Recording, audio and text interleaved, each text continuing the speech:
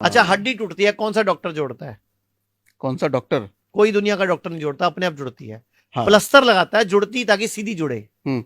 आपका कोई ऑपरेशन हुआ, डॉक्टर ने चीरा मारा, डॉक्टर टांके लगाएगा, स्किन जुड़ती है अपने आप ही है। हम्म। हमारी बॉडी बहुत पावरफुल है, भगवान की बनाई हुई है। अच्छा मुझे बताओ, भगवत गीता में, वेदों में जो लिखा है, सच लिखा है झूठ लिखा है? सच लिखा है।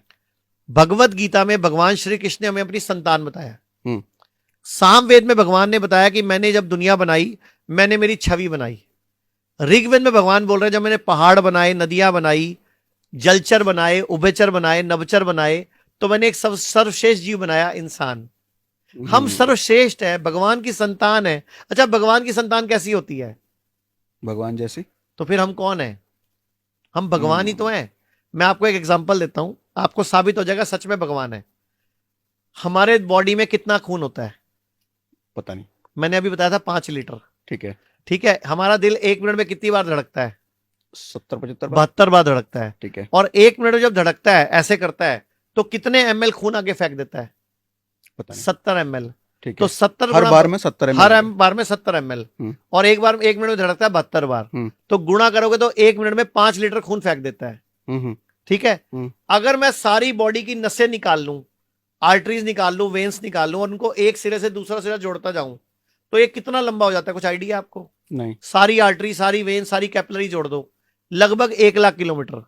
1 लाख किलोमीटर? जी। अब 1 लाख किलोमीटर कोई भी सेल जो यहां से चला, हम्म। वो 1 मिनट में घूम के यहां पहुंच गया। मुझे बताओ, दुनिया के कोई इंजीनियर ऐसी मोटर बना सकता है? नहीं। तो अभी भी लगा कि अपुनिच भगवान है कि नहीं? हम्म। हमारी बॉडी में शक्तियां हैं। अच्छा एक बात बताओ, आपके कितने बच्चे हैं? 2 बच्चे हैं। आपको पेट में नजर आ रहा था कि अंदर लड़का है कि लड़की है? नहीं। अच्छा, आपने एक बीज डाला बॉडी में, हम्म। 9 महीने में उसकी आंख भी बन गई, नाक भी बन गया, कान भी बन गया, उसकी बॉडी भी तैयार होगी, और पेट से बाहर भी आ गया वो, और आपके साथ खेल भी रहा है, उसमें सांस भी चल रही थी उसकी। हम्म। तो आपकी वाइफ देवता हुई कि नहीं, देवी हुई कि नहीं हुई? हाँ। और वो बीज दिया किसने था? हमने। आपने। हम्म। वो आप भी तो देव हुए। हम्म। आप पुनिच भगवान है। भगवान की सारी शक्तियां हम में हैं, लेकिन इंसान उसको पहचान नहीं पा रहा।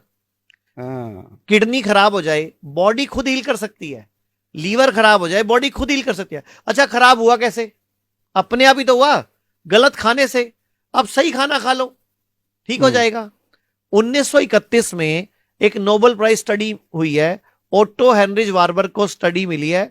मतलब उसको क्या मिला, ओटो हेनरिज को क्या बोला गया 1931 में, नोबेल प्राइज मिला कि अगर बॉडी में ऑक्सीजन का प्रोडक्शन बढ़ा दो तो कभी कैंसर नहीं हो सकता।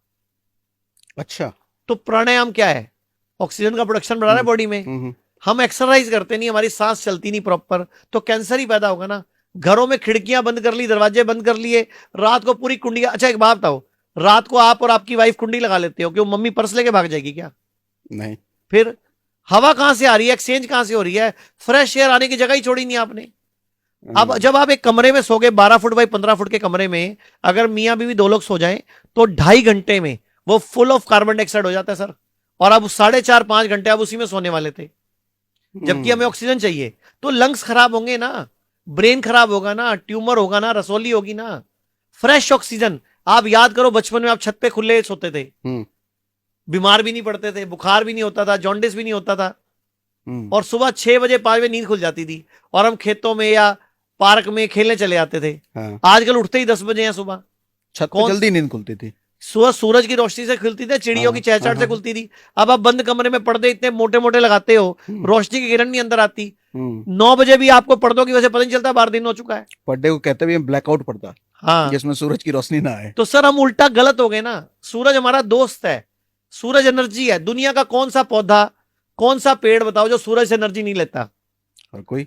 और सारे जानवर भी सूरज से एनर्जी लेते हैं, लेकिन हम सूरज को दुश्मन मान बैठे हैं। हमें सनस्क्रीन क्रीम लगानी पड़ रही है, तो हम गलत है, सूरज सही है।